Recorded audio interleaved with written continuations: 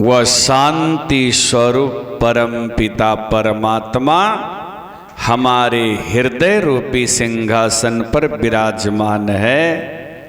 इसलिए उस परमात्मा को खोजने के लिए, परमात्मा को पाने के लिए कहीं जाने की जरूरत नहीं है।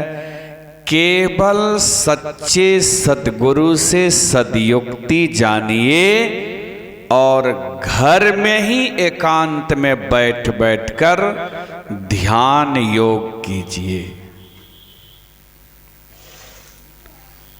इसके लिए कोई विशेष वेशभूषा बनाने की भी जरूरत नहीं है।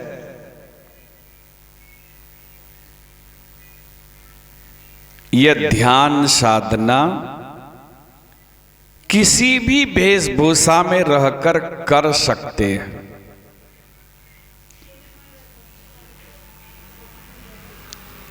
पुरुष है तो धोती कुर्ता पहन करके भी ध्यान योग कर सकते हैं।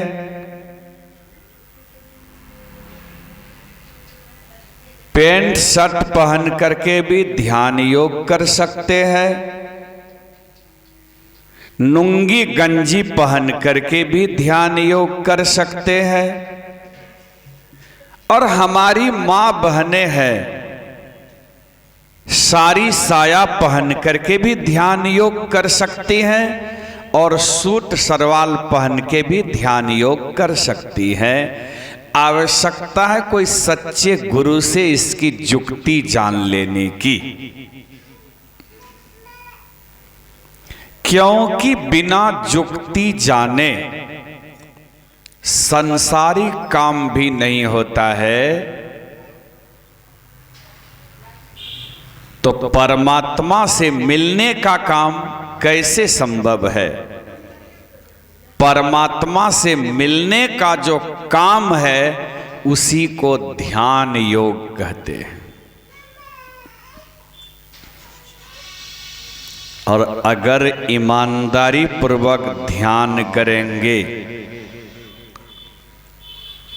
तो आपके जन्म जन्मांतर का किया हुआ जो पाप कर्म है वह सब जल करके राख हो जाएगा।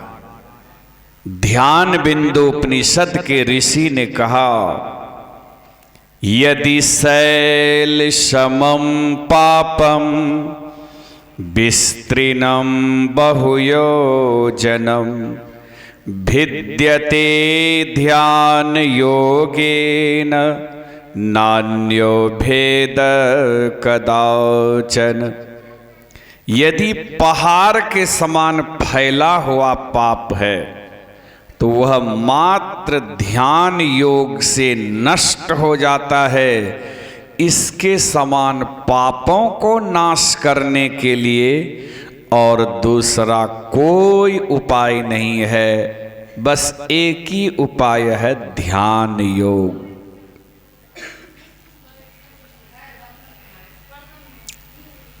तो ध्यान कैसा होना चाहिए? ध्यान करते समय, ध्यान करते समय संसारी कोई चिंतन नहीं होना चाहिए। संसार के सभी चिंतन को त्याग कर बस गुरु के बताए हुए मंत्र का जाप जपना चाहिए। गुरु के बताए हुए मंत्र का इतना मनोयोग पूर्वक जाप कीजिए, इतना मनोयोग पूर्वक जाप कीजिए कि जाप जपते समय केवल जाप रहे और आप रहें। दुनियादारी कोई चिंता, कोई ख्याल दिलो दिमाग में ना रहे। अगर ऐसा जाप अपने जीवन में 2 मिनट कर लिया तो हमारे आराध्य देव महर्षि में ही परमहंस देदेव महाराज के वाणी में आया,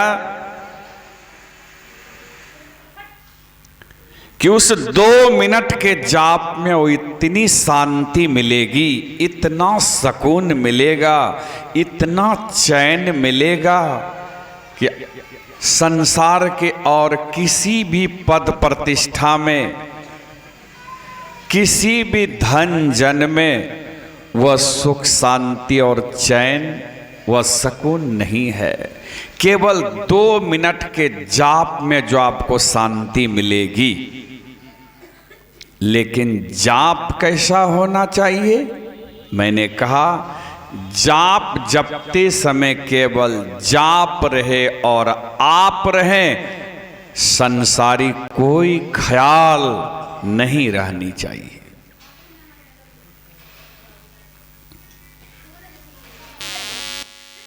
इसके बाद है मानस ध्यान।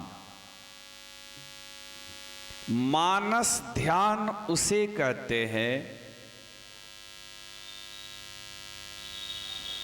कि इष्ट देव के मूर्ति को जो आंख खोल के हम लोग देख रहे हैं, वही मूर्ति को आंख बंद करके अपने अंदर मानस पटल पर बना करके उस मूर्ति को देखिए। मन से उस रूप को बना करके देखिए, वही है मानस ध्यान।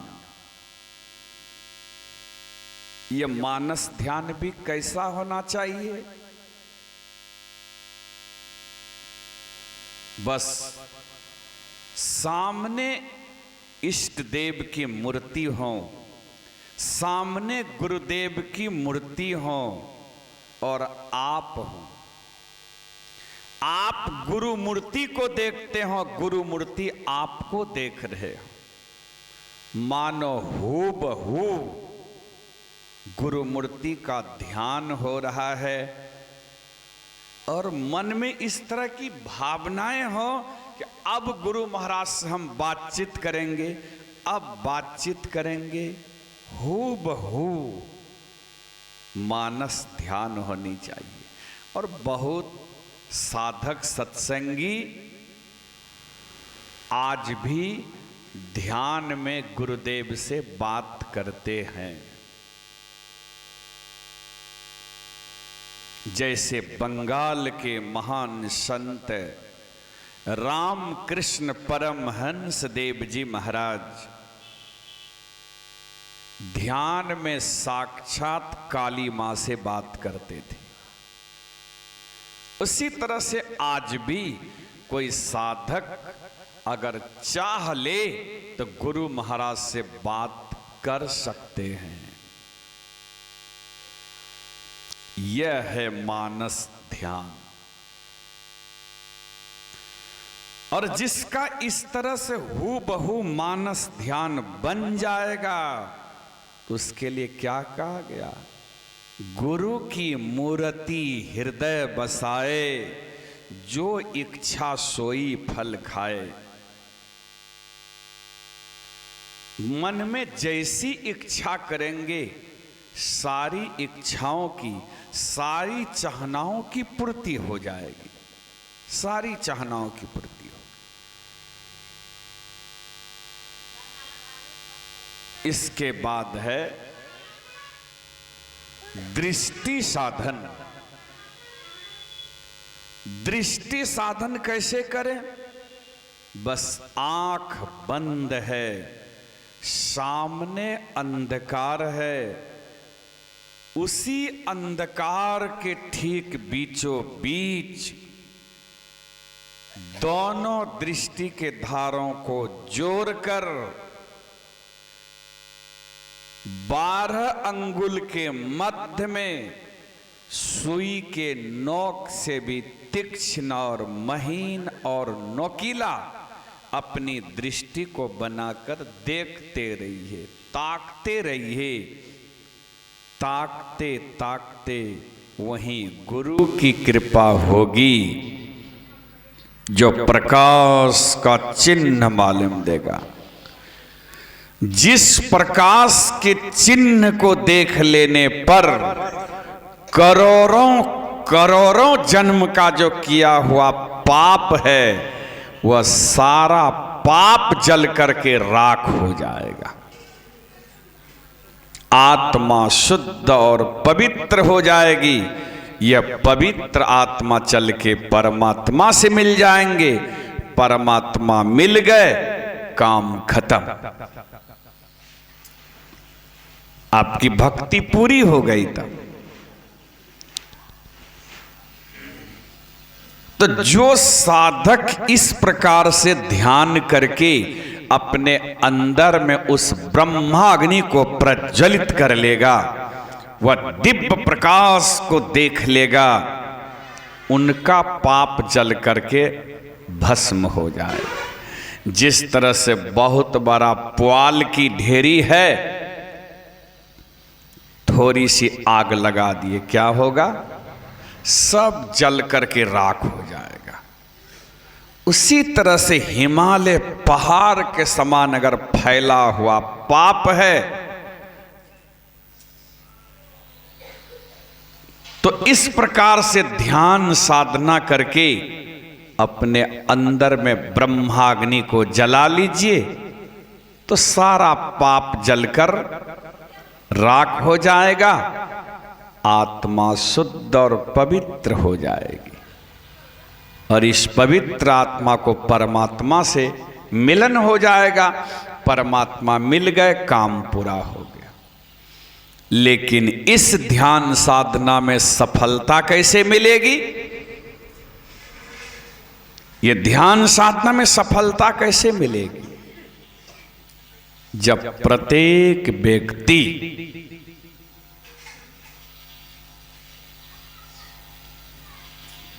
अपने मन को शुद्ध और पवित्र बना के रखेंगे। प्रत्येक व्यक्ति शिष्टाचार, शुच्याचार, सदाचार का पालन करेंगे। शिष्टाचार में आया है अपने से बड़ों का आदर करना, छोटे को स्नेह और प्यार देना। शुच्याचार में आया है बाहरी पवित्रता, स्वच्छता बना के रखना।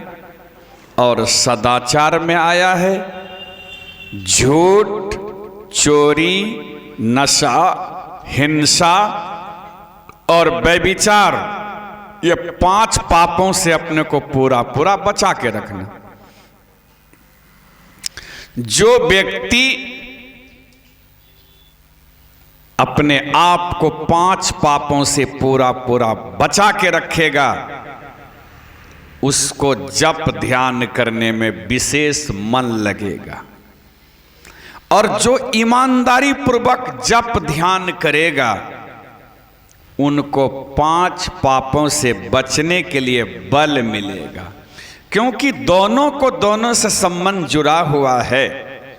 जो 5 पाप से बचेगा, अपने को बचाएगा, उनको जप ध्यान करने में मन लगेगा। और जो जप ध्यान ईमानदारी पूर्वक करेगा, उनको 5 पापों से बचने के लिए बल मिल जाएगा। इसलिए महापुरुषों ने कहा, अपने मन को पहले शुद्ध करो। इस ध्यान साधना में सफलता प्राप्त करने के लिए मन को शुद्ध करो। मन से कपट की भावना को हटाओ, मन से छल प्रपंच को हटाओ, तभी ध्यान बनेगा। और पवित्रता को अपनाओ और सच्चे सद्गुरु से जुक्ति जानकर ध्यान करो। जैसे तैसे गुरु से जुक्ति जानोगे, काम पूरा नहीं होगा। सच्चे गुरु से जुक्ति जानो और शिष्टाचार, शुच्याचार, सदाचार का पालन करो और ध्यान साधना किया करो, तभी यह काम बनेगा। बाहरी कितनों पूजा पाठ करेंगे, कितनों आडंबर करेंगे, इससे मन शुद्ध नहीं होगा, मन पवित्र नहीं होगा, इससे पाप नहीं कटेगा, पाप नहीं कटेगा। इसलिए आपस में सब मेल करके रहो। मेल में बल है,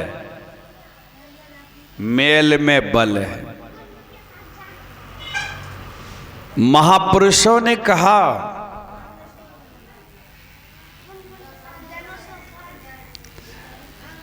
कि अपने 100 परिवार में अगर आप मिल करके नहीं रह सकते हैं तो पड़ोसी से कैसे मेल कीजिएगा? अपने 100 परिवार में आप मिल करके नहीं रह सकते हैं तो पड़ोसी से कैसे मेल कीजिएगा?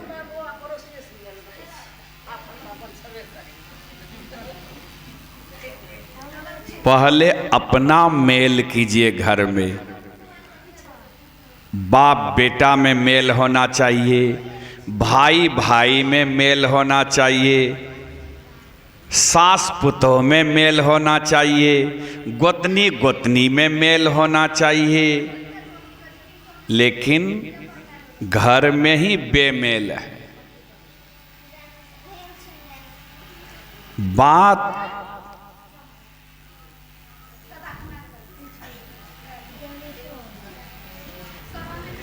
महापुरुषों ने कहा यह बेमेल कैसे होता है? अब देखिए, आजकल की नई नई बहू सब जो आती हैं तो वो शिष्टाचार की पालन नहीं करती है। अपने से बड़ों का आदर, बड़ों का सम्मान नहीं कर पाती है। जैसे सास ससुर हैं, बड़े भसुर हैं, गोतनी है, उन लोगों का सम्मान करना चाहिए, आदर करनी चाहिए। नहीं,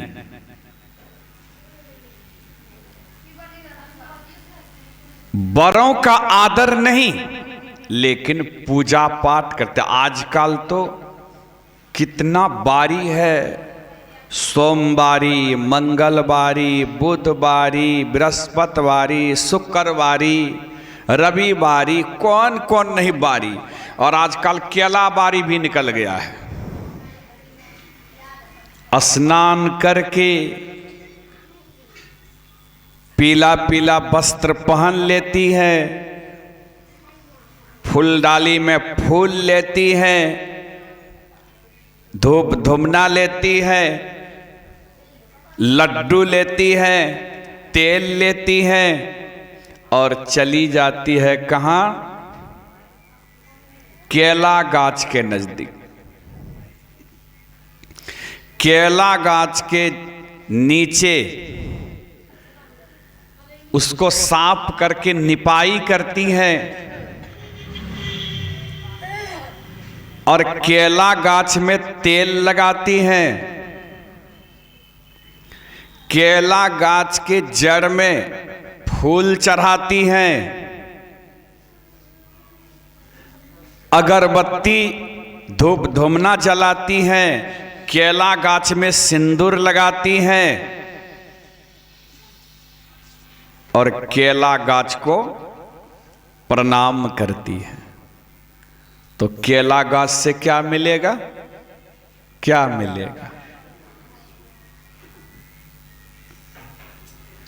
महापुरुषों ने कहा घर में यहां सास ससुर है तो उनकी सेवा नहीं। आजकल तो बोल बम कामर लेके बोल बम जाता, यहां माता पिता सास ससुर का निकलता है दम। यहां माता पिता का, सास ससुर का, बूढ़े बुजुर्गों का दम निकलता है घर में और रास्ता में बोलता है बोल बम। इससे क्या हो जाएगा? महापुरुषों ने कहा अरे वही सास हैं, ससुर हैं, बूढ़े हैं, केला गाछ की पूजा नहीं करके, आम गाछ की पूजा नहीं करके, बर गाछ की पूजा नहीं करके, अगर बूढ़ी माँ है, सास है, उन्हीं को जाकर चापाकल के नज़दीक ले जाके स्नान करा देगी, साबुन से उनके कपार को थोड़ा मल देगी, सास को स्नान करा देगी, सास के कपड़ा को थोड़ा सा साफ करके सूखने दे देगी, वह तेल केला गाछ में नहीं लगा के सास के ही कपार में तेल लगा देगी, वह सिंदूर केला गाछ में नहीं लगा के सास के ही मांग में सिंदूर लगा देगी, अगरबत्ती केला गाछ में नहीं जला करके अगरबत्ती जला करके सास के ही चरण में थोड़ा घुमा देगी, और वह लड्डू केला गाछ में नहीं चढ़ाकर वह लड्डू अगर सास माँ के मुंह में, सासू माँ के मुंह में डाल देगी तो सासू माँ कितना खुश हो जाएगी, गदगद होगी कि नहीं। सास बिल्कुल गदगद हो जाएगी, खुश हो जाएगी, और तब वह सास क्यों नहीं चाहेगी कि जब हर तरह से हमारी बहू सेवा करती हैं तो अब ये चाबी कमर में खोसने से हमको क्या फायदा, बक्सा पेटी सब चाबी बहू को दे दे। लेकिन बहू इस तरह से कर नहीं पाती है, बहू सास ससुर की सेवा नहीं कर पाती है।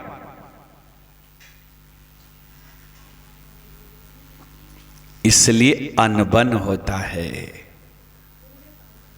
महापुरुषों ने कहा कि एक बात कान खोल के सुन लो, केवल बहू सबका ही गलती है ऐसी बात नहीं, केवल बहुए सबका गलती है ऐसी बात नहीं, सास का भी गलती है, बुढ़िया सबका भी गलती है। रोटी बनती है दोनों हाथ से, रोटी बनती है दोनों हाथ से, एक हाथ से रोटी नहीं बनती है।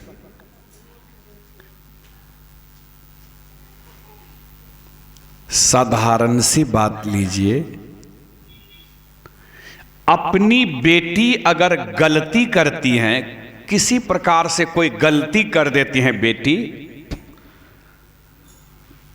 तो बेटी की गलती को अपने पड़ोसी के यहां जाके किसी के पास बोलते हैं कि हमारी बेटी इस तरह से गलती कर दी, बोलने के लिए जाते हैं। बेटी की शिकायत, बेटी की शिकायत बोलने के लिए नहीं जाती हैं, लेकिन बहू अगर थोड़ी सी गलती कर दी तो समाज के बीच में जाके भूसा की तरह उड़ाते हैं, हमारी बहू तो ऐसी है, हमारी बहू तो ऐसी है। क्यों उड़ाते हैं? एक बात जान लीजिए, बेटी की शादी कर दिए, बेटी ससुराल चली गई, वह अब 3 दिन के बन गई, 3 दिनिया बेटी। मरनी हरनी में बेटी 3 दिन में शुद्धबाद हो जाते, 3 दिन में ही वह कर कुटुंब, बेटी दामाद समधी सब शुद्ध हो गए। लेकिन बहू जो आई है घर, पता है, बहू जो घर आई हैं वो असली बेटी हैं आपकी, असली बेटी बहू हो गई है। अब बहू असली बेटी है। बहू 13 दिन तक मानती है तो असली बेटी बहू न हुई। लेकिन ऐसा नहीं करके बूढ़ी सबको भी देखते हैं ना, अगर मेला देखने के लिए जाती है बेटी भी बहू भी, तो क्या करेगी? अचरा के अंदर ही अंदर बेटी को 1000 रुपया निकाल के दे देगी। लेकिन बहू जो जाती है मेला तो बहू के लिए पैसा नहीं है। क्यों? ये जानकारी बहू को होगी तो बहू को टेंशन होगा कि नहीं? इसलिए रोटी बनती है दोनों हाथ से। बहू अगर गलती करे तो उनको भी समझाओ, सिखाओ, पढ़ाओ। और बहू की शिकायत जाके पड़ोसी के यहां मत करो। अपने घर की बात पड़ोसी के यहां जाके मत करो। टेंशन तो इसी में होता है। आपस में सब सामंजस्य करके रहो, मेल करके रहो। आपस में मेल करके रहोगे, तुम्हारे जीवन में सुख बरसेगा, सुख बरसेगा। तो ये मेल कौन कराएगा? ये मेल कौन कराएगा? सत्य का व्यवहार। महापुरुषों ने कहा, अरे आपस में अगर परिवार में मेल से आप नहीं रह सकते हैं तो दूसरे से कैसे मेल कीजिएगा? एक मेल की बात है। एक गांव में एक किसान था, उनको 5 बेटा था। वो 5 भाई में, पिता पुत्र में, उनके घर में भी सास पुतों में, गोतनी गोतनी में बड़ा मेल सब में।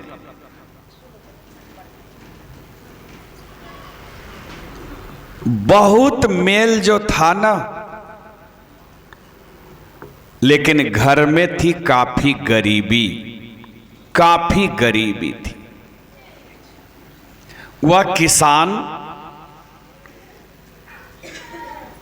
मन में विचारा कि गांव घर में मजदूरी नहीं लगता है, तो 5 बेटा को लिया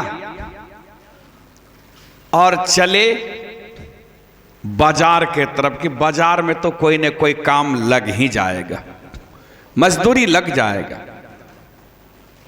बाजार के तरफ जब चले जा रहे थे तो चलते चलते रास्ते में एक बेल वृक्ष के नीचे जाके सब आदमी बैठे और थोड़ी देर सुस्ताने लगे, आराम करने लगे। तो पिता अपने सारे पुत्रों से पूछते हैं कि ऐ जी, तुम लोगों को तो भूख लगी होगी। पुत्र सब कहते हैं, हाँ हाँ पिताजी, भूख तो लगी है, सुबह से कुछ खाए नहीं, इतना समय हो गया, भूख तो लगी है। तो पिताजी कहते हैं, एक काम करो, भूख लगी है तो जाओ, कोई बर्तन ले आओ, कोई जाओ सूखी सूखी लकड़ी ले आओ, कोई जाओ आग ले आओ, कोई जाओ पानी ले आओ, और कोई चूल्हा तैयार करो। जिस बेटा को जो काम बताया सब काम करने लगा और अपना एक डोरी बांटने लगे। संजोग से उस बेल वृक्ष में एक प्रेत रहता था। उस बेल वृक्ष में एक प्रेत रहता था। वह प्रेत प्रकट हो गया और कहने लगा उस किसान से, ऐ जी, ये डोरी बांट के क्या करोगे? किसान ने कहा, क्या करूंगा, तुमको बांधूंगा, तुमको बांधूंगा। वह प्रेत डर गया। प्रेत ने कहा, अवश्य तुम लोग हमें बांध लोगे, क्योंकि तुम लोगों में आपस में बड़ा घनिष्ठ प्रेम है। पिता पुत्र में, भाई भाई में, सास पुतों में, गोतनी गोतनी में आपस में बहुत बड़ा प्यार प्रेम है। इसलिए सब मिल करके अगर चाहोगे तो हमको बांध लोगे। लेकिन हमको क्यों बांधोगे?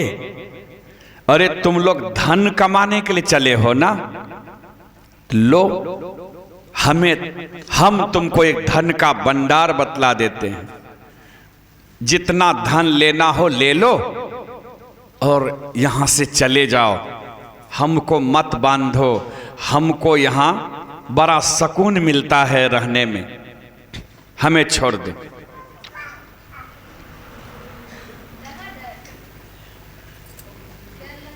किसान ने कहा बता, बता कहां है धन।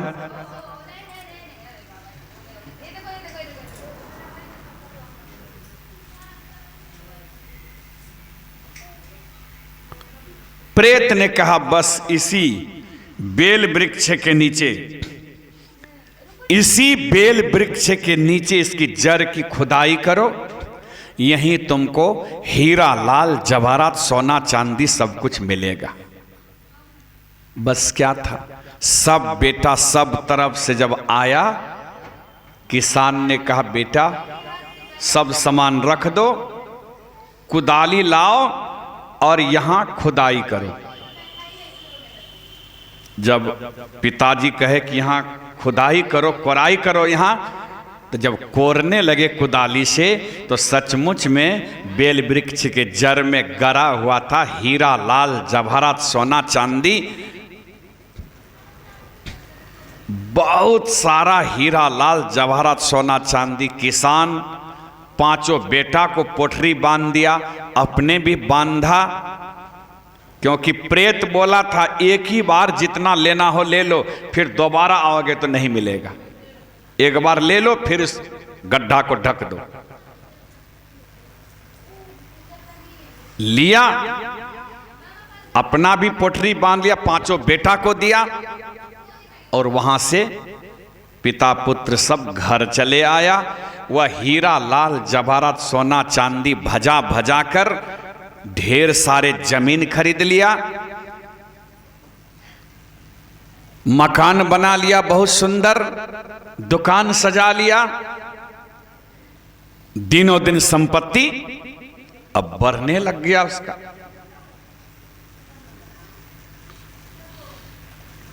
पड़ोस में भी एक किसान था, उसके बगल में ही, वो सोचने लगा ये तो कल तक मजदूरी कर रहा था पिता पुत्र सब, आज इतनी जल्दीबाजी में इतनी संपत्ति कहां से ले आया, जो बढ़िया बढ़िया जमीन भी खरीद रहा है, मकान भी वो सुंदर बना लिया, दुकान भी अच्छा बना लिया, अब अमन चैन से सब जी रहा है, आखिर इतनी संपत्ति कहां इन लोगों को हाथ लगा। वह किसान भी आकर के पूछने लगा कहां से इतनी संपत्ति लाया।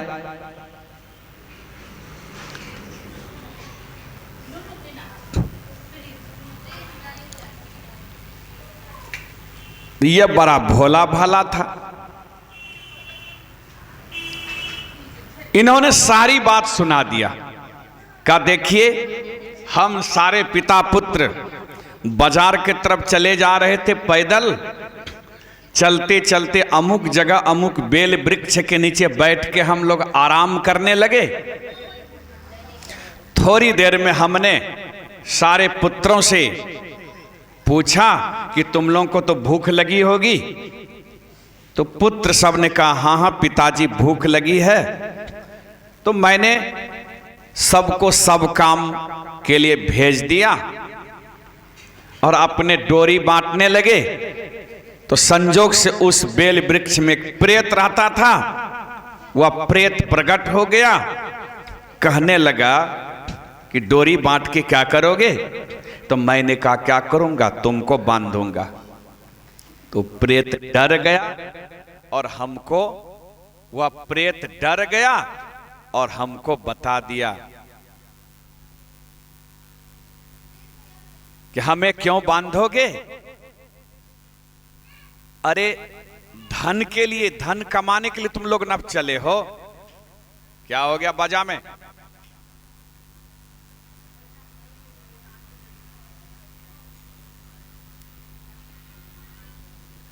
उधरे तार में ही गड़बड़ी है कहीं।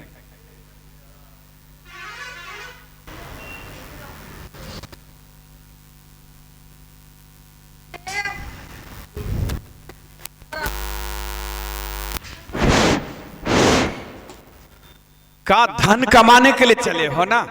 अरे चलो, मैं तुमको धन बता देता हूं, जितना लेना हो ले लो इसमें से। तो मैंने उस प्रेत के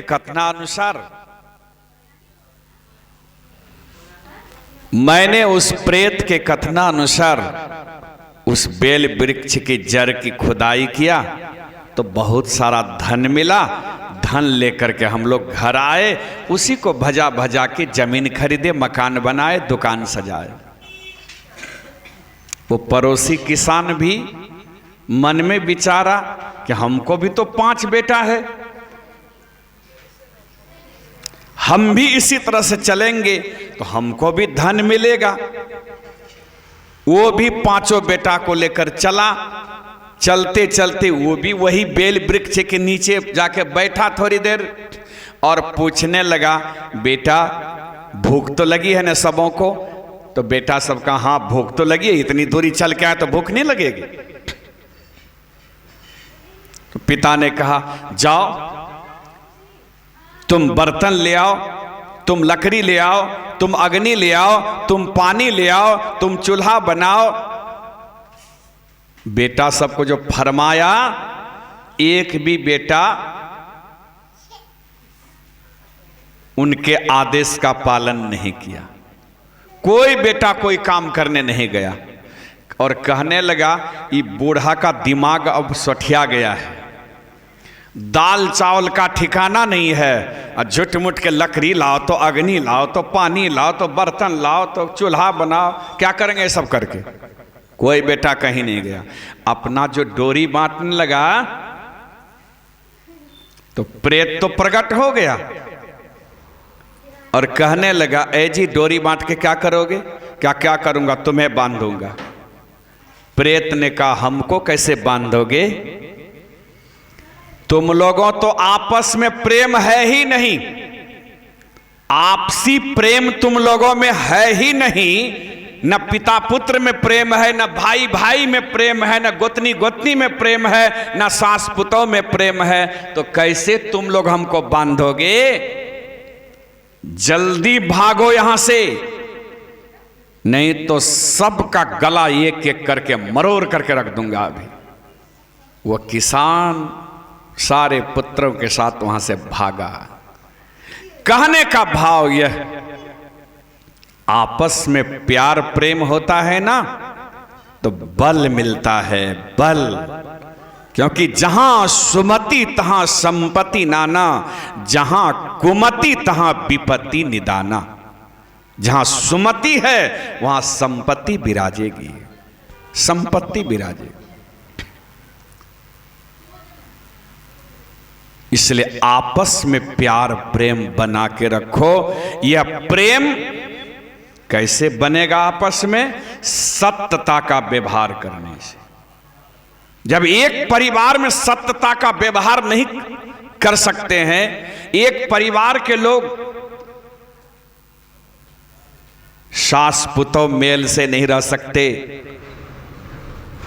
गोतनी गोतनी मेल से नहीं रह सकते, भाई भाई मेल से नहीं रह सकते, मां बेटा मेल से नहीं रह सकते, तो फिर पड़ोसी से कैसे मेल कीजिएगा? पड़ोसी से मेल नहीं तो पूरे गांव से कैसे मेल? फिर पूरे पंचायत से, प्रखंड से, राज्य से कैसे मेल होगी आपकी?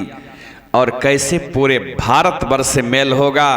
कैसे आप विदेश से मेल करेंगे? नहीं हो पाएगा ना, जीवन दुख में हो जाएगा। ये आपसी मेल कराने वाले कौन है? ईमानदारी और सत्यता का व्यवहार कीजिए। जीवन में झूठ मत बोलिए,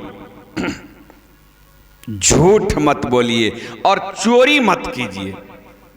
चोरी नहीं हुआ, अंदर ही अंदर चुपके से किसी को कुछ देना, यही तो चोरी है। चोरी नहीं कीजिए, आपस में मेल हो जाएगा और सुख बरसेगा तुम्हारे जीवन में, सुख बरसेगा। आपसी मेल होगा ना, जहां जिस परिवार में आपसी मेल होगा वहां लक्ष्मी विराजेगी, लक्ष्मी विराजेगी वहां। आप लोग कथा सुने होंगे, एक किसान को 7 बेटा था, 7 ठो बेटा था। वह किसान 6 बेटा का तो शादी कर दिया, तो 6 ठो बहू बस रही थी घर में। 6 बहू बस रही थी घर में, लेकिन आपस में तालमेल नहीं, वदावदी। ये साधारण घर के काम करने के लिए वदावदी, वो नहीं करेंगे हम करेंगे, अब वो कहते वो नहीं करेंगे हम करेंगे। वदावदी में ही सारा काम पड़ा रह जाता था घर में। सब केवाड़ ठोक करके सोए रहते थे। भजन में आया है कि अगर सुबह सूरज उदय होने से पहले घर में, आंगन में, दरवाजे में अगर झाड़ू नहीं लगाए तो पता है उस घर से लक्ष्मी विदा हो जाएगी। फिर लक्ष्मी विदा हो जाएगी, दरिद्री प्रवेश कर जाएगी उस घर में, दरिद्री प्रवेश करेगी। इसलिए सभी घर में, सबके आंगन में, सबके दरवाजे में सूरज उदय होने से पहले झाड़ू पड़ना चाहिए, झाड़ू। लेकिन हम लोग क्या करते हैं, सूरज उदय तक केवाड़ ठोक के सोए रहते हैं। जब सूरज उदय हो जाता है, सूरज का तापमान आंगन में पड़ जाता है, सूरज का रोशनी आ जाता है आंगन में, तब हम लोग उठ करके झाड़ू लगाते हैं। गलत तरीका है। भजन में आया है, उठो अलबेली बुहारो घर अंगना, उठो अलबेली बुहारो घर अंगना, बुहारो घर अंगना, बुहारो घर अंगना, बुहारो घर अंगना, बुहारो घर अंगना, उठो अलबेली बुहारो घर अंगना, उठो अलबेली बुहारो घर। विलंब करब से लांघतो सूरज अंगना, विलंब करब से लांघतो सूरज अंगना, उठो अलबेली बुहारो घर अंगना, उठो बुहारो घर अंगना, उठो अलबेली बुहारो घर अंगना, उठो।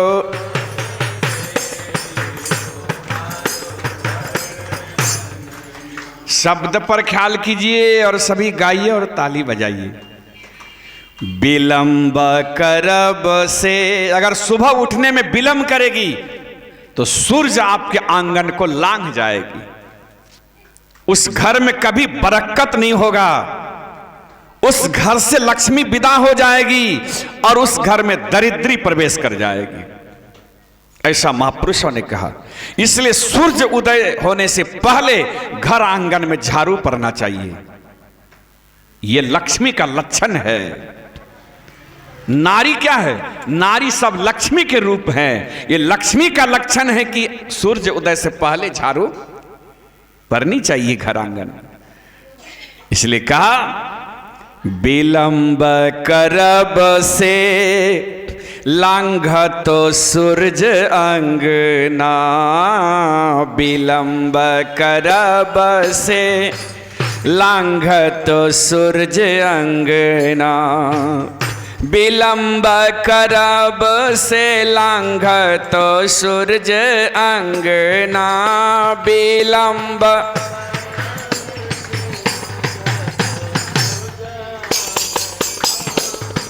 उठो अलबेली बुहारो घर अंगना, उठो अलबेली बुहारो।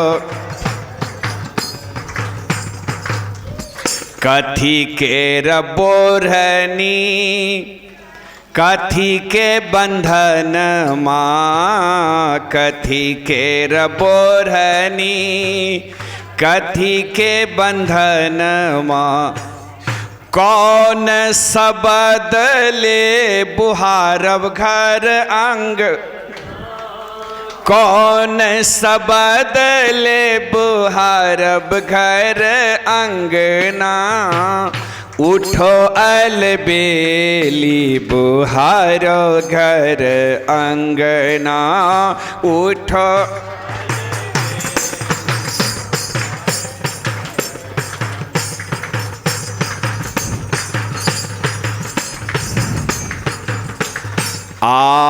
सुरती के बोढ़नी प्रेम के बंधन माँ, सूरत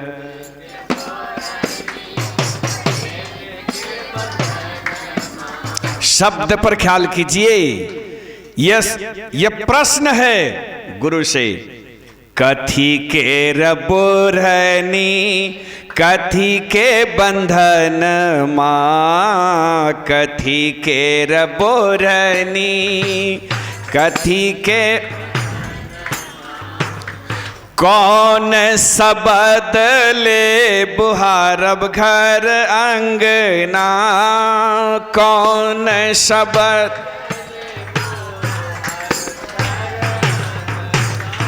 उठो अलबेली बुहारो घर अंगना, उठो अलबेली बुहारो, उठो अलबेली बुहारो। यहाँ दो प्रकार के आंगन बुहारना है। एक तो ये सांसारिक आंगन को सूर्य उदय होने से पहले बुहारिए, तो उस घर में लक्ष्मी विराजेगी, धन में वृद्धि होगी, धन में वृद्धि होगी, दिनों दिन रात चौगुनी संपत्ति बढ़ती जाएगी। आप सूर्य उदय से पहले आंगन में झाड़ू लगाइए, सूर्य उदय होने के बाद नहीं। जो सूर्य उदय होने के बाद झाड़ू लगाएगी लक्ष्मी विदा हो जाएगी उस घर से, विश्वास कीजिए। और दूसरी यहां आंतरिक है।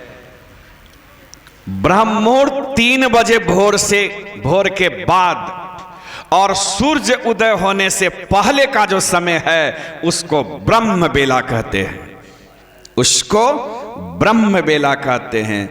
उस समय सबको उठ करके कुल्ला आचमन करके जप और ध्यान करना चाहिए। जप क्या है? वह भी एक तरह का झाड़ू है, झाड़ू। ये जाप जपेंगे सूर्य उदय से पहले उठ करके तो आपके हृदय रूपी आंगन साफ होगा। जिसका हृदय रूपी आंगन साफ हो जाएगा उस हृदय रूपी आंगन में परमात्मा वास करने लग जाएगा। और जहां परमात्मा वास करेंगे कोई चीज की कमी रहेगी? कोई चीज की कमी नहीं। इसलिए कहा सूर्य उदय से पहले ये भौतिक आंगन में भी झाड़ू लगाइए और आध्यात्मिक हृदय रूपी आंगन में भी जप रूपी झाड़ू के द्वारा झाड़ू लगाइए। इसलिए कहा कथी के रबोरहनी कथी के बंधन माँ, कथी के रबोरहनी कथी, कौन सबद ले बुहारब घर अंगना, कौन शब्द ले बुहारब घर। उठो अलबेली बुहारो घर, उठो अलबेली बु।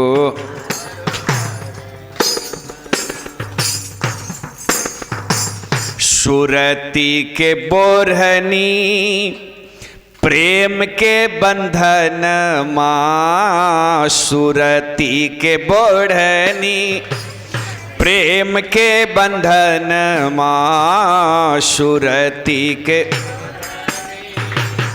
प्रेम के गुरु के शब्द ले बुहारब घर अंगना, गुरु के शब्द ले बुहारब घर। उठो अलबेली बुहारब घर अंगना, उठो अलबेली उठो अलबेली बुहारब।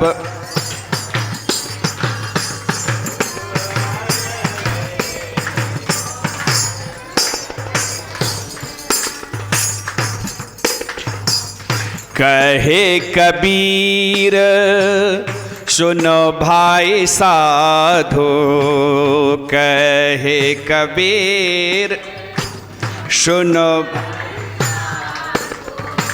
समोझी समोझी पग धरु है सजनिया, समोझी समोझी पग धरु है सजनिया।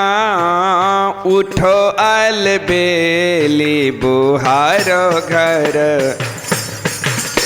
उठो अलबेली बुहारो घर अंगना, उठो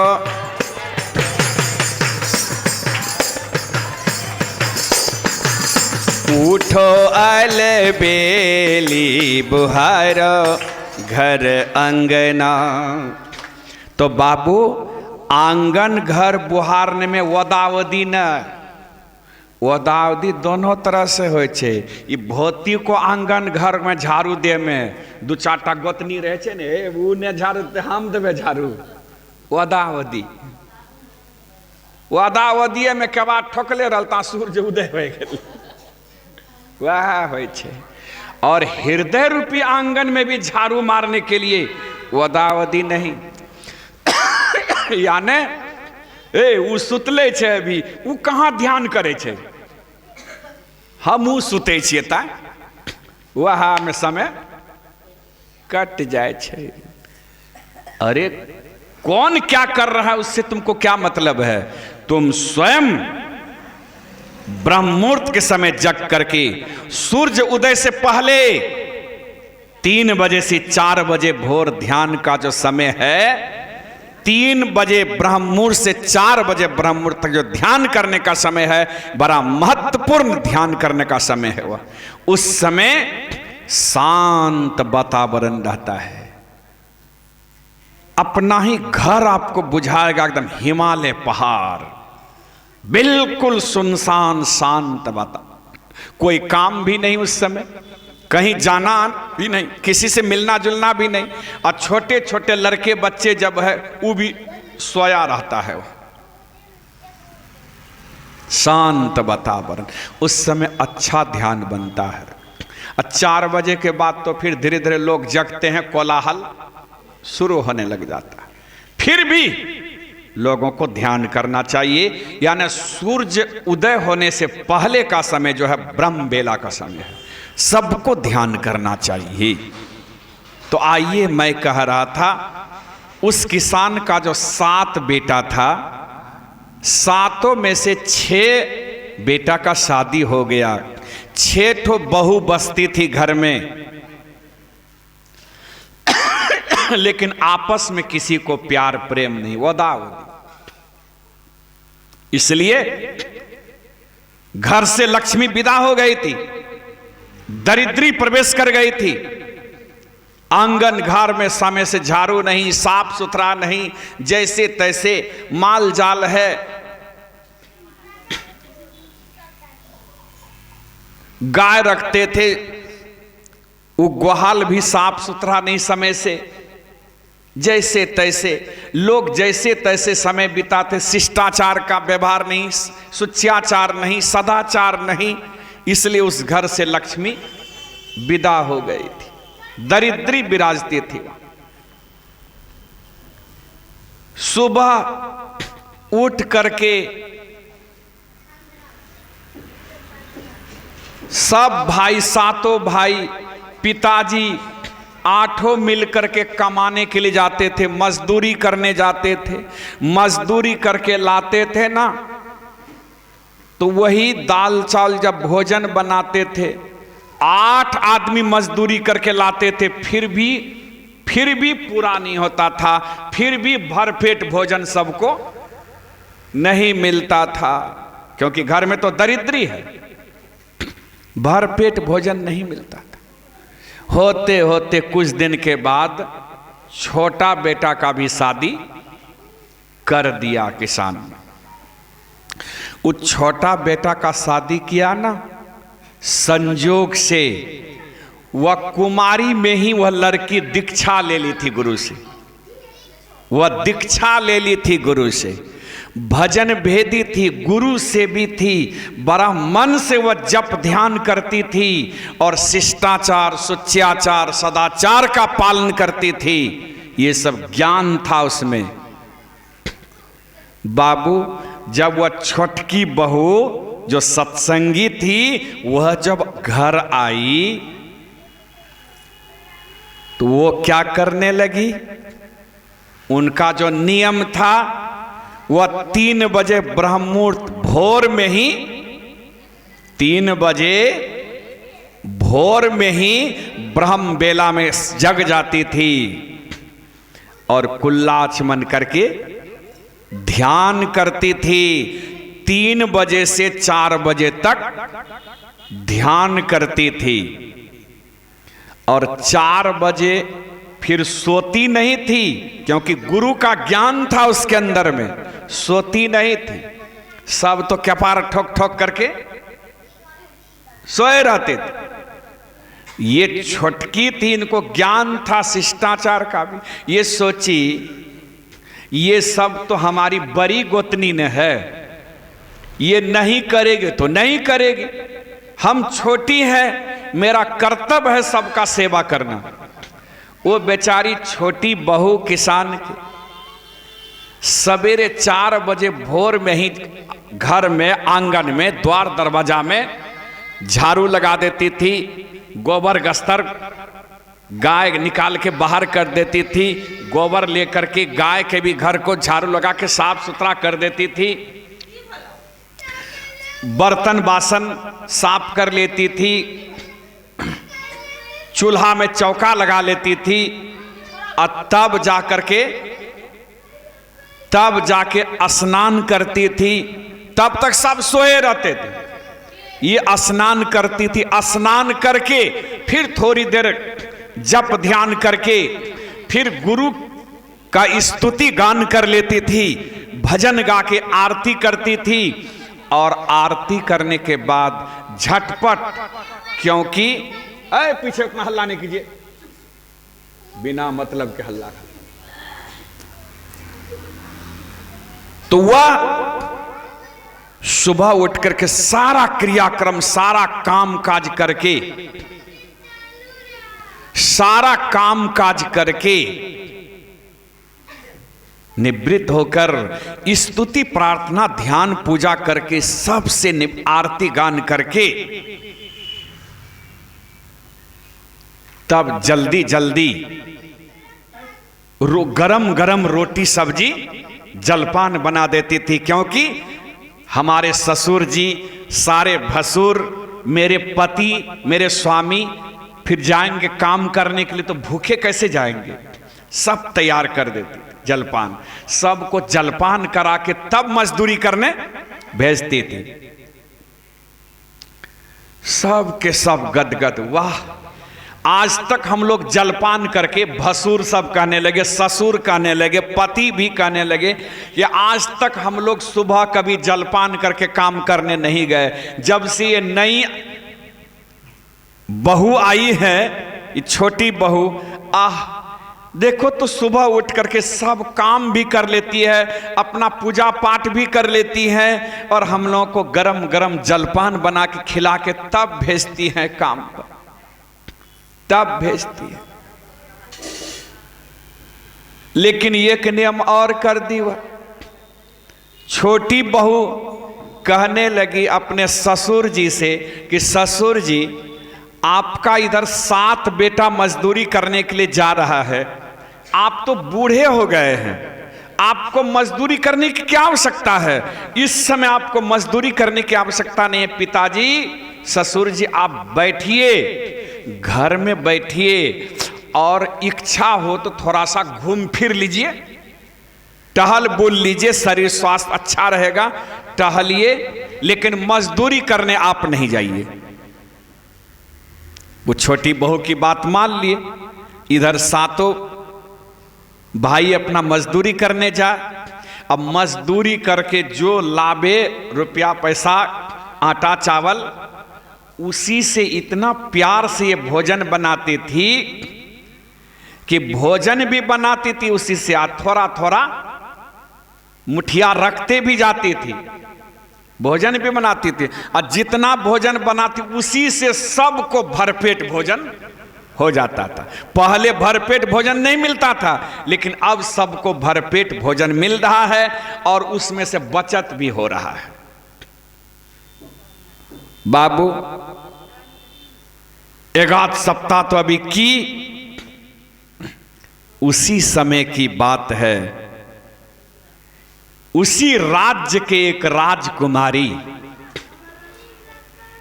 स्नान करने के लिए गई पोखर में, क्योंकि रानी राजकुमारी पहले पोखर में जाके स्नान करती थी, इसलिए राजा लोग पोखर खुनवाकर रखते थे। उस समय चापाकल थोड़े था, कहीं गांव घर में एक इनार होता था। राजा लोग, बड़े बड़े राजा महाराजा लोग पोखर खुनवा के पोखर को पवित्र चमन बना के रखते थे। राजा रानी, राजकुमार राजकुमारी सब जाके पोखर में स्नान करते। तो वही राजकुमारी गई थी पोखर में स्नान करने। तो वो क्या की, सूखे सूखे कपड़ा और गले से लाखों रुपया की कीमती हार, वह मोती की हार निकालकर पोखर के पार पर रख दी, और राजकुमारी गई पोखर में स्नान करने। राजकुमारी स्नान करने लगी, तभी वहां एक चील पहुंच गया। चील देखा, वो मोती का हार जो चमक रहा था, सूरज के तापमान में, सूरज के रोशनी पड़ने से मोती का हार जो चमकता था, वह चील आया। वो सोचा कि कोई खाने वाला चीज है, वह अपने लोल में वह मोती के हार उठाया और उड़ते उड़ते भागा वहां से, और उड़ते उड़ते कहां चला आया, संजोग से वही किसान के दरवाजे पर एक कदम का पेड़ था, वही कदम के पेड़ पे आके बैठ गया। वह चील बैठ गया। इधर क्या हुआ था, वह किसान जो सुबह सुबह घूमने गया था कहीं, तो छोटी बहू कह दी थी, पिताजी आप घूमने जाइएगा ना, तो रास्ता में कुछ भी मिले उसको उठाकर ले आइएगा, कुछ भी मिले रास्ते में उसको उठा करके ले आइएगा, कोई ना कोई काम होगा उससे। तो उस दिन सुबह उस किसान को एक मरा हुआ सर्प मिल गया। उस लाठी में उठा के वो मरा हुआ सर्प को ले आया, और अपनी छोटी बहू से कहते, बहू आज हमको देखिए मरा हुआ सर्प रास्ते में मिला।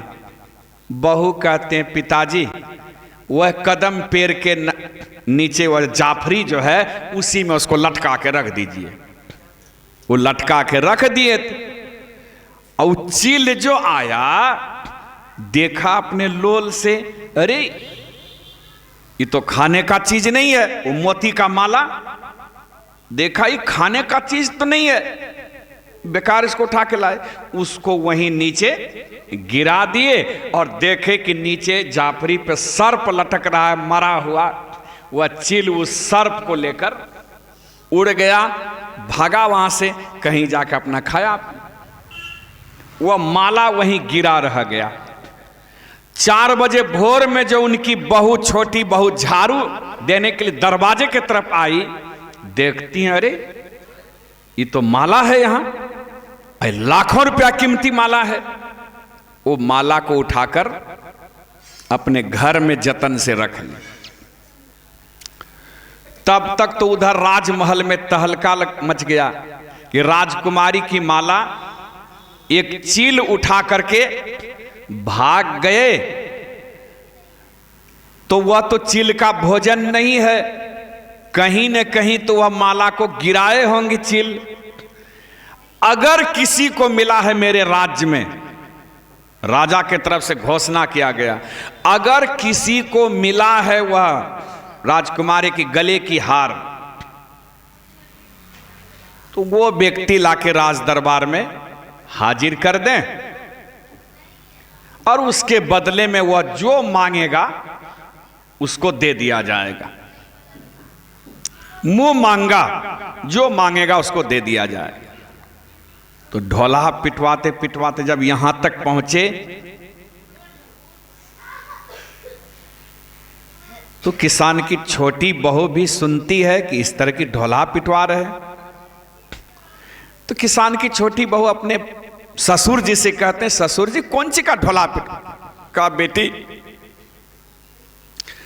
राजकुमारी पोखर में स्नान करने गई थी और लाखों रुपया कीमती हार पोखर के पार पर रख के स्नान कर रही थी। एक चील जो है वो माला लेके, हार लेके उड़ गई है और पता नहीं कहां गिराए होंगे।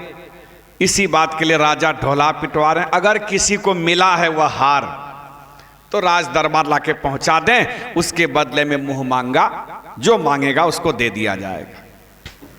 कहा ठीक है पिताजी,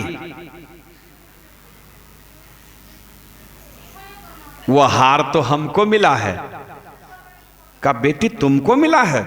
कहा हाँ पिताजी, सुबह झाड़ू दे रही थी मैं, दरवाजे के उस कदम पेड़ के नीचे वह हार मिला है। लगता है वह चील, वह मरा हुआ सर्प को लेके भागा और यह हार यहां गिरा दी। वह हार हमको मिला है, इसलिए ससुर जी यह हार लीजिए और जाइए राजा को दे आइएगा, राजा को दे आइएगा। तो किसान पूछते हैं बेटी राजा तो ढोला पिटवा रहे हैं कि हार जो जमा करेंगे राज दरबार में तो मुंह मांगा उसको इनाम मिलेगा, तो इसके बदले में राजा पूछेंगे कुछ लेने के लिए तो क्या लेगी बोलो?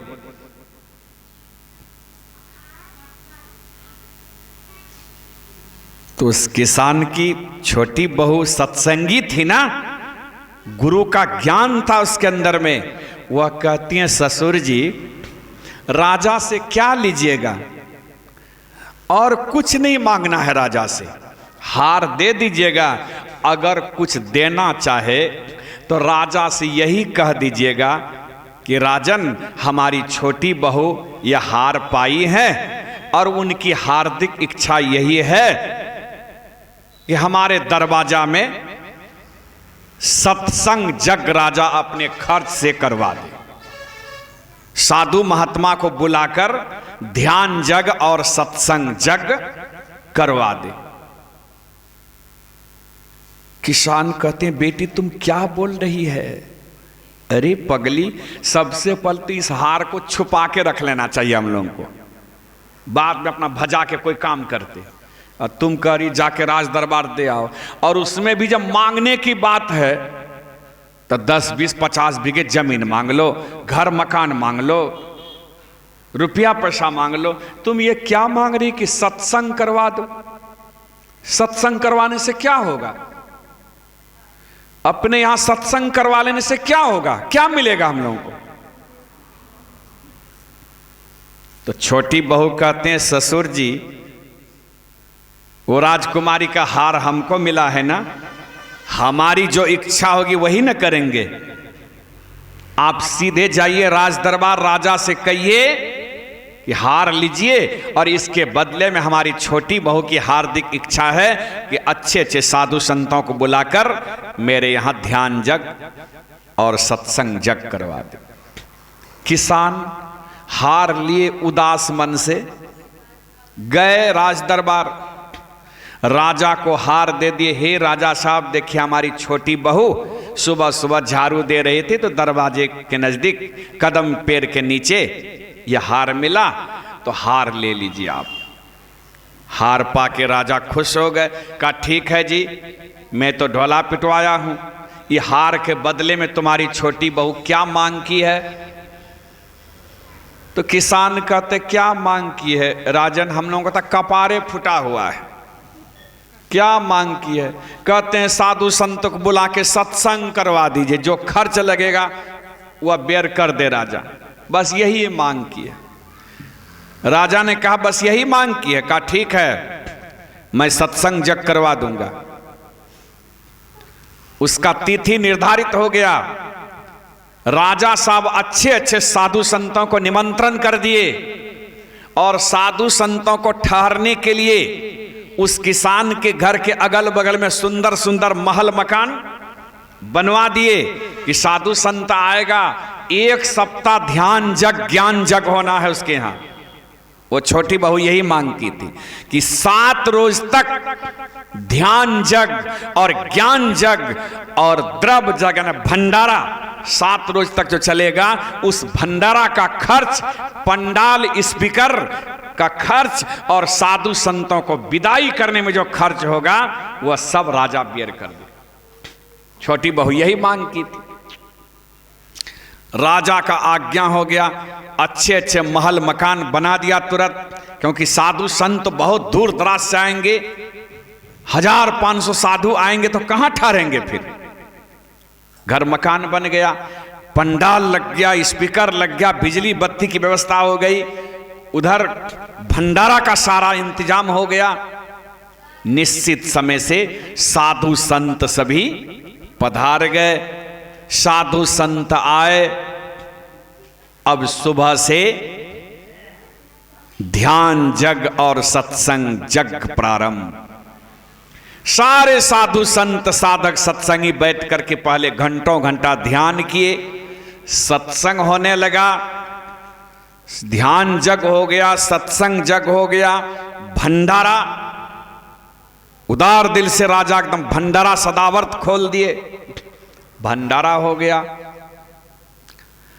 एक दिन जब भंडारा हो गया, सत्संग जग हो गया, ध्यान जग हो गया, भंडारा हो गया, उस दिन सब कुछ संपन्न हो गया और किसान की छोटी बहू तो एकदम प्रसन्न मुद्रा में है कि मेरे यहाँ साधु संत पधारे हैं, ध्यान जग हो रहा है, सत्संग जग हो रहा है, भंडारा हो रहा है। खुशी की वारा पार नहीं है उनको, बहुत खुश। साधु संत, रखो उसको, शांति से बैठो, बहुत खुश हुई और साधु संत की जो सेवा बन पड़ा वह सेवा करने लगी, बहुत खुश।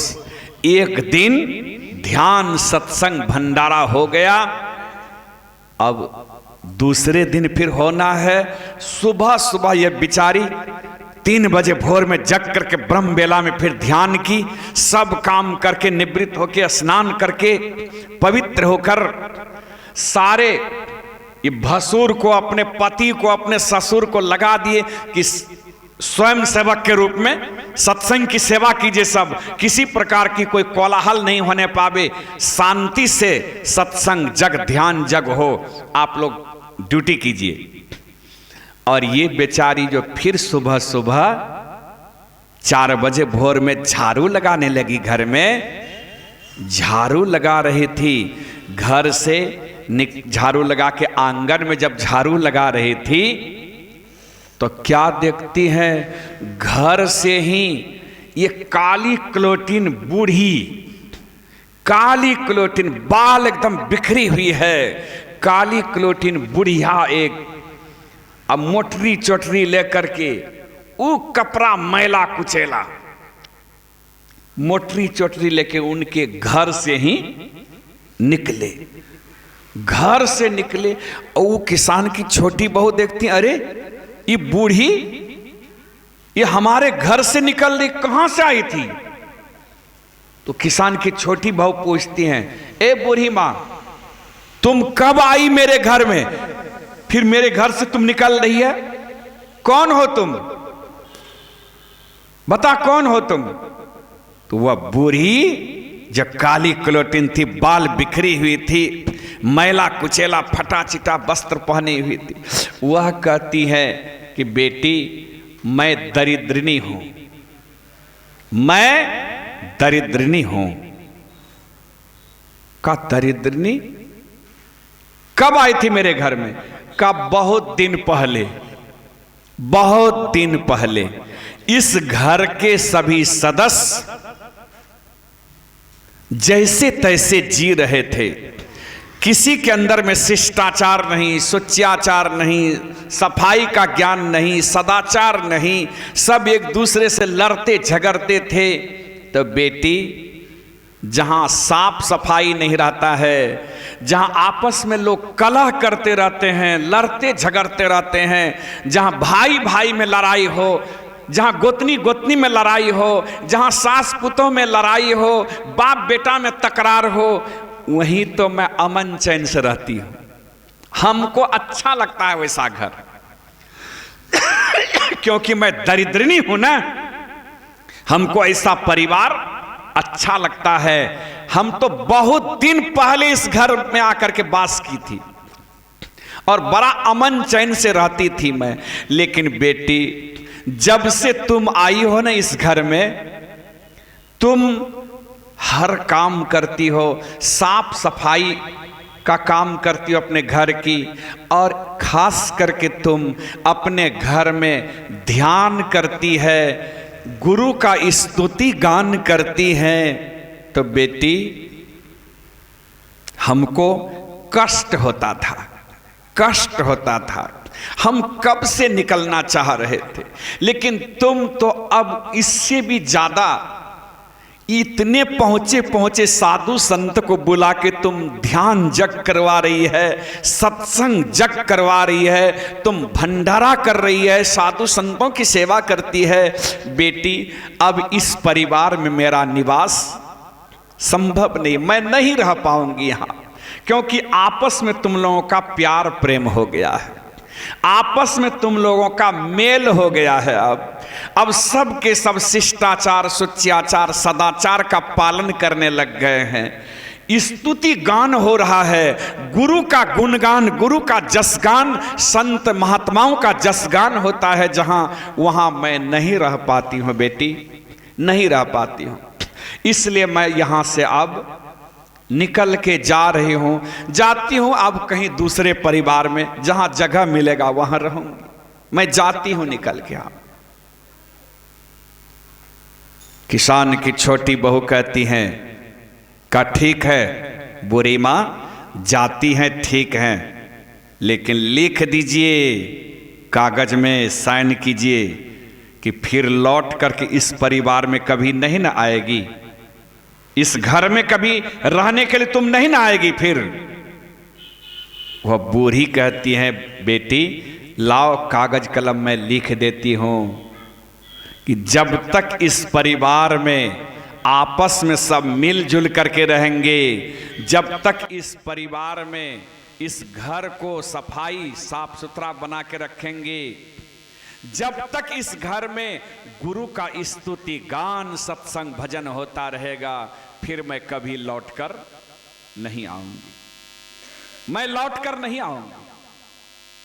लिख करके वह बूढ़ी चली गई।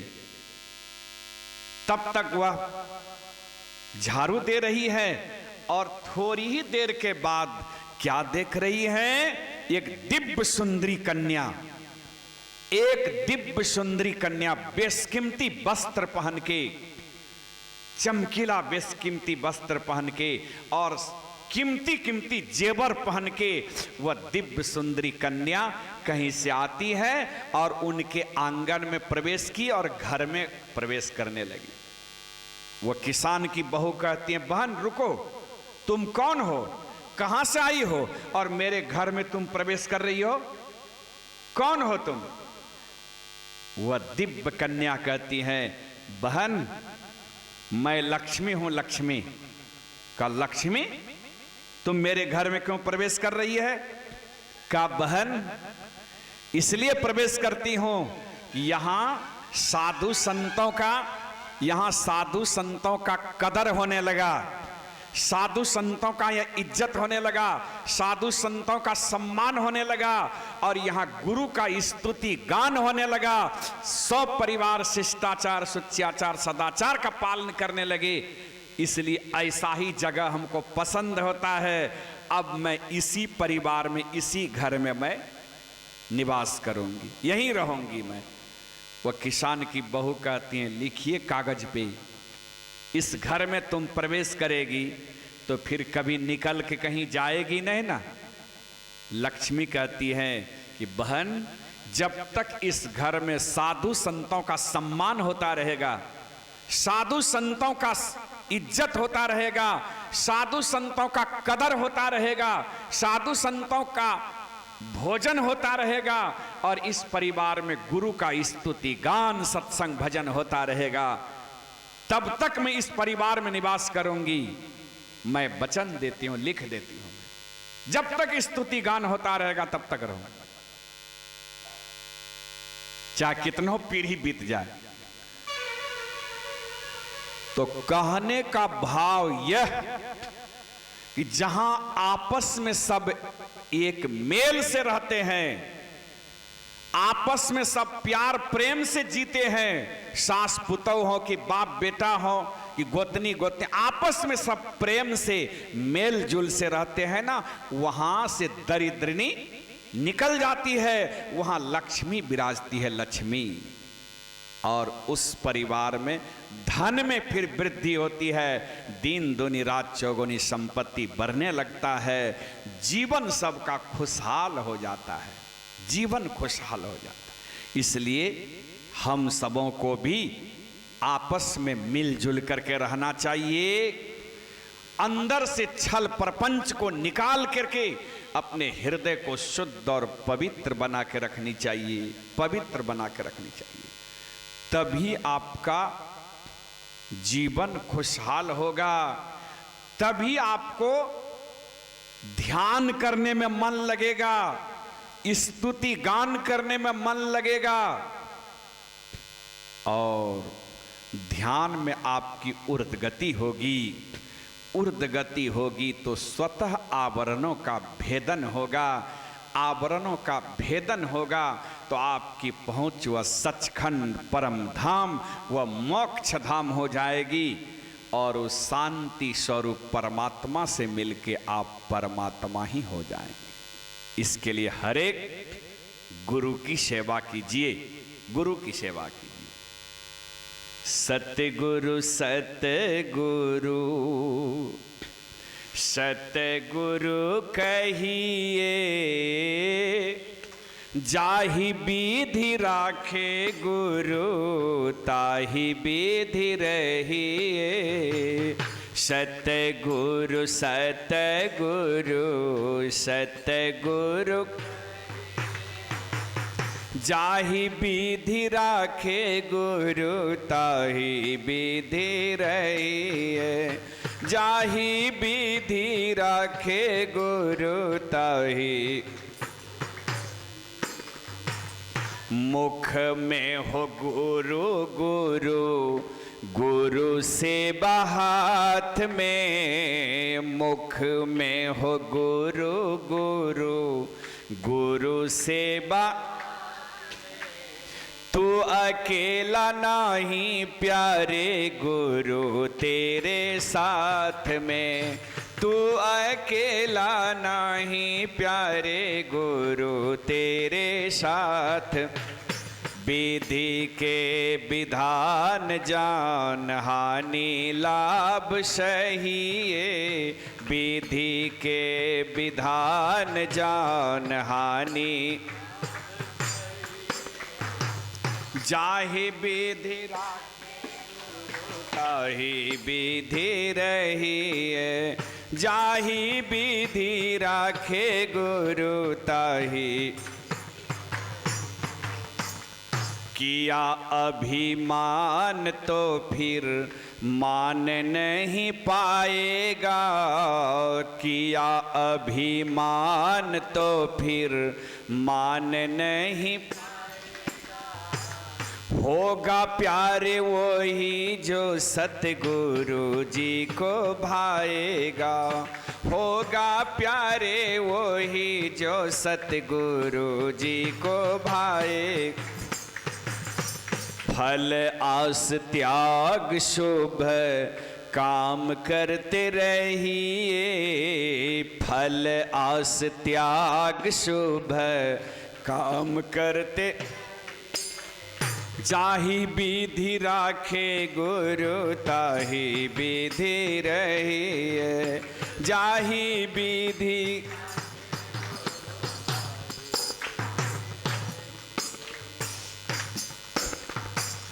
जिंदगी के डोरी सौंप गुरु जी के हाथ में, जिंदगी के डोरी सौंप गुरु जी के। महलों में राखे चाहे झोपड़ी में बास दे, महलों में राखे चाहे झोपड़ी में बास। धन्यवाद निर्विवाद गुरु गुरु कहिए, धन्यवाद गुरु गुरु। जाहि विधि राखे गुरु ताहि विधि रहिए, जाहि विधि राखे गुरु ताहि। आशा एक गुरु जी से दूजा आशा छोड़ दे, आशा एक गुरु जी से दूजा आशा छोड़ दे। नाता एक गुरु जी से दूजा नाता तोड़ दे, नाता एक गुरु जी से दूजा नाता तोड़ दे। साधु संग गुरु रंग अंग अंग रंगिए, साधु संग गुरु रंग अंग अंग रंगी। जाहि विधि राखे गुरु ताहि विधि रहिए, जाहि।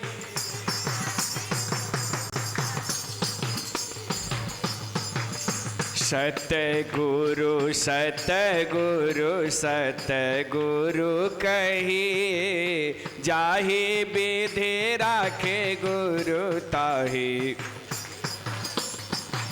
सतगुरु सतगुरु सतगुरु, जाहि विधि राखे गुरु ताहि। काम रस त्याग भिक्षु ब्रह्म रस पीजिए, काम रस त्याग भिक्षु ब्रह्म रस। जाहि विधि राखे गुरु ताहि विधि रहिए, जाहि विधि राखे गुरु ताहि। जाहि विधि राखे गुरु ताहि। मुख में हो गुरु गुरु गुरु सेवा हाथ में, मुख में हो गुरु गुरु गुरु सेवा। तू अकेला नाही प्यारे गुरु तेरे साथ में, तू अकेला नाही प्यारे गुरु तेरे। विधि के विधान जान हानि लाभ सहिए, विधि के विधान जान हानि लाभ, जाहि विधि राखे गुरु ताहि विधि रहिए, जाहि विधि राखे गुरु ताहि विधि रहिए, जाहि विधि राखे गुरु ताहि विधि रहिए। तो बाबू, गुरु चाहे हम लोगों को जैसे रखना चाहे रहें, चाहे गरीबी जीवन हो कि अमीरी जीवन हो, जिस हाल में, जिस काल में, जिस परिस्थिति में गुरु हमको रखना चाहे रहें, लेकिन आपस में सब मिलजुल कर, एक सूत्र में बंध कर, एक प्यार प्रेम में बंध कर, सब कोई एक निष्ठ होकर गुरु की भक्ति कीजिए। इसी में जीवन की सार्थकता और सफलता है। मनुष्य शरीर पाने का काम पूरा हो सकता है। बोलिए श्री सद्गुरु, श्री सद्गुरु, श्री सद्गुरु। यह सत्संग रूपी महान ज्ञान जग हमारे परम आदरणीय स्वर्गीय ब्रह्मदेव बाबू के आत्मा की शांति के लिए किया गया है। महापुरुषों ने कहा कि पत्नी हो तो ऐसी हो जो हमारे ब्रह्मदेव बाबू की धर्म पत्नी जैसी हो, जो अपने पति की आत्मा के लिए इस तरह का शुभ अनुष्ठान करती हैं। ध्यान जग, ज्ञान जग और द्रव्य जग। और पुत्र हो जो हमारे मनीष बाबू और वंदना जैसी हो, पुत्र और पुत्र वधू जो अपने ससुर जी के, अपने पिताजी के आत्मा की शांति के लिए इस तरह का शुभ अनुष्ठान करती है। मैं इन लोगों को बहुत बहुत धन्यवाद, साधुवाद देता हूँ। गुरु महाराज से प्रार्थना करता हूँ कि हमारे परम आदरणीय ब्रह्मदेव बाबू ये पंचभौतिक शरीर का त्याग करके, चाहे जहाँ कहीं भी उनकी आत्मा हो, उनकी आत्मा को सच्चा सुख और शांति मिले, उनकी आत्मा रूपी गाड़ी दिनों दिन मोक्ष धाम को आगे बढ़े, यही मैं गुरुदेव से प्रार्थना करता हूं। और जग करता उनकी धर्म पत्नी को, उनके पुत्र और पुत्र वधुओं को, सौ परिवार को, और आप तमाम ग्रामीण वासियों को भी बहुत बहुत धन्यवाद, साधुवाद देते हुए मैं अपनी वाणी को विराम देता हूं। बोलिए श्री सद्गुरु।